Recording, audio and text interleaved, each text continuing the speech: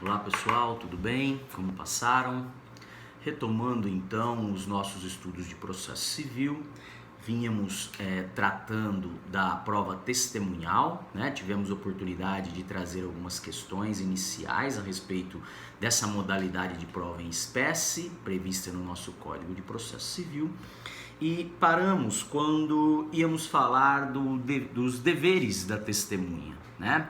Uma vez que, como comentamos, a testemunha presta um serviço público quando comparece em juízo a fim de prestar o seu depoimento. Diante dessa prestação de serviço público, comentamos que ela não pode sofrer desconto em seu salário por esse dia, né, por esse tempo em que ela se ausenta a fim de prestar um depoimento à justiça. E falamos também no vídeo anterior a respeito da possibilidade da testemunha ser ressarcida pelas despesas que ela teve para comparecer à audiência a fim de prestar esse serviço público, a fim de prestar o seu depoimento, ok? Como ato contínuo, cumpre-nos agora então falar dos deveres da testemunha, né, que vem aí previsto no slide subsequente do material de vocês.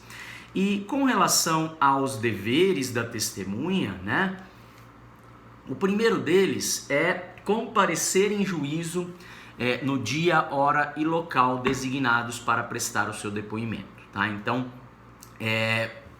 o primeiro dever, né, nós vamos comentar os 3 deveres que as testemunhas, né, arroladas no processo, elas têm então, né, perante o juízo, ou melhor, perante a justiça, perante o poder judiciário. E o primeiro deles é comparecer a fim de prestar o depoimento no dia, horário e local designados, tá? Temos que mencionar que caso ela não compareça, ou seja, caso ela não cumpra com este dever, o parágrafo 5º do 455 menciona a possibilidade do juiz mandar conduzi-la coercitivamente, tá? Ou seja, mandar-lhe conduzir de maneira forçada, né? Por meio da coerção, obrigando então a testemunha a comparecer a fim de prestar o seu depoimento, tá? Então, a condução coercitiva é mencionada no parágrafo 5º e menciona ainda a questão de que as despesas, né, oriundas aí dessa remarcação da audiência, desse adiamento da audiência de instrução para poder depois ouvir essa testemunha faltante, as despesas poderão ser cobradas da testemunha, tá? Além disso, ainda importar em crime de desobediência, ok? O 455 menciona lá no parágrafo 5º. A testemunha que, intimada na forma do parágrafo 1º ou do 4º do artigo 455, tá? Então, é a testemunha devidamente intimada, seja pelo advogado ou seja pelo juízo, né?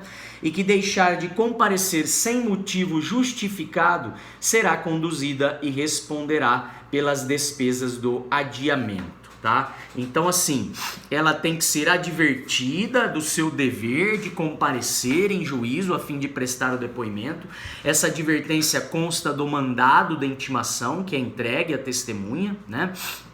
E, além disso, a sua ausência ela tem que ser injustificada, né? Nos termos aqui do parágrafo 5º do 455, a testemunha que deixa de comparecer sem motivo justificado, ou seja, sem apresentar uma justificativa ao juízo, né, para não poder comparecer, por exemplo, por motivo de doença, né, estaria impossibilitada então de comparecer naquele dia, ela precisa comunicar ao juízo, tá? Para que isso não seja considerado uma ausência injustificada, para que ela então não tenha que pagar as despesas do adiamento e para que ela então não incorra na prática do crime de desobediência, tá? Porque o que ela recebe é um mandado de intimação, é uma ordem judicial, mandado sinônimo de ordem, né? Então é uma ordem judicial para comparecer no dia, hora e local a fim de prestar o seu depoimento, a fim de prestar o serviço público em favor do Estado.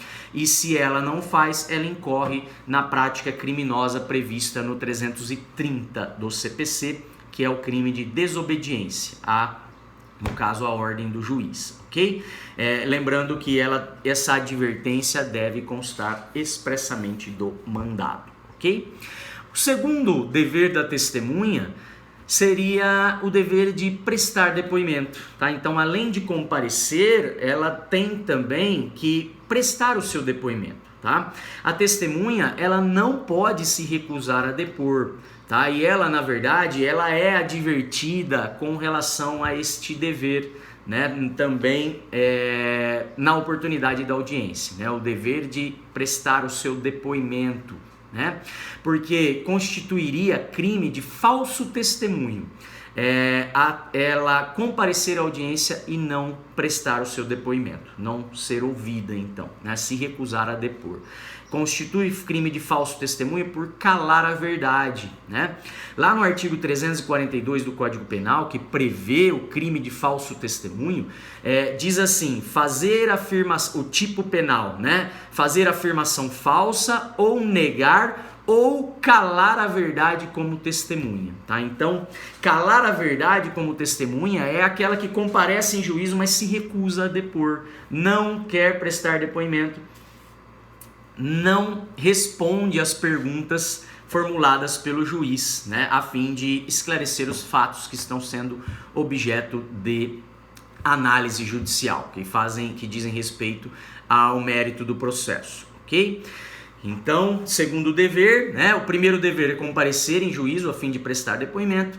Segundo dever, prestar o depoimento, né, porque ela não pode se calar, ela não pode se recusar quanto ao dever de depoimento, né, se recusar de cumprir com este dever. E o terceiro dever da testemunha é dizer a verdade, tá? Então, ela tem que comparecer, ela tem que prestar depoimento e ainda prestar um depoimento verdadeiro, né? Ela tem o dever também de dizer a verdade ao juiz, tá? Isso, ela presta um compromisso antes de prestar o seu depoimento, né, de ser ouvida. Ela presta o compromisso de dizer a verdade sobre as penas da lei, sobre a pena do crime de falso testemunho, caso ela venha aí se descumprir esse dever e falsear com relação aos fatos que lhe estão sendo indagados, né? Apresentar uma versão inverídica, mentirosa, falsa a respeito do que ela está sendo perguntada, do que está sendo lhe indagado, tá? Ela então, ela é advertida também com relação a esse dever, né? Isso vem no mandado de intimação, ela é advertida mais uma vez na oportunidade da audiência de instrução e julgamento, tá? Quando o juiz então toma o seu compromisso, né? Ela presta o compromisso de dizer a verdade, é quando o juiz adverte das penas do crime de falso testemunho, caso ela não apresente um depoimento verdadeiro, tá? O crime de falso testemunho, nesse caso, não é por calar a verdade, né? É por faltar com a verdade. Conforme diz lá o 342, na primeira parte da descrição do tipo penal, fazer afirmação falsa, né, como testemunha. Como diz lá o tipo do 342, fazer afirmação falsa como testemunha, também incorre na prática criminosa, no crime de falso testemunho, ok? Além disso, constitui também ato atentatório à dignidade da justiça, tá? Isso tem assento lá no 77, parágrafo 2º do CPC, né? Ou seja, a justiça, ela merece um tratamento mais digno, né? Do que a testemunha comparecer e mentir em juízo, tá? Então, é considerado um ato que atenta contra essa dignidade da justiça, tá? E o 77, parágrafo 2º, ele diz que constitui ato atentatório à dignidade da justiça, no caso, a violação dos incisos 4 a 6 desse dispositivo, tá? Então, fala do 4 a 6, a cumprimento das decisões judiciais, quando couber lhe falar nos autos, né? Ela não presta os esclarecimentos necessários, então prevê aqui que são deveres das partes, dos procuradores e de todos aqueles que de qualquer forma participem do processo, tá? Então, nos termos aqui dos incisos 4 e 6 do artigo 77, As testemunhas, como são também pessoas que participam do processo, elas estariam incorrendo em conduta que poderá ser punida como ato atentatório à dignidade da justiça. Tá? Então, isso seria punido de que modo?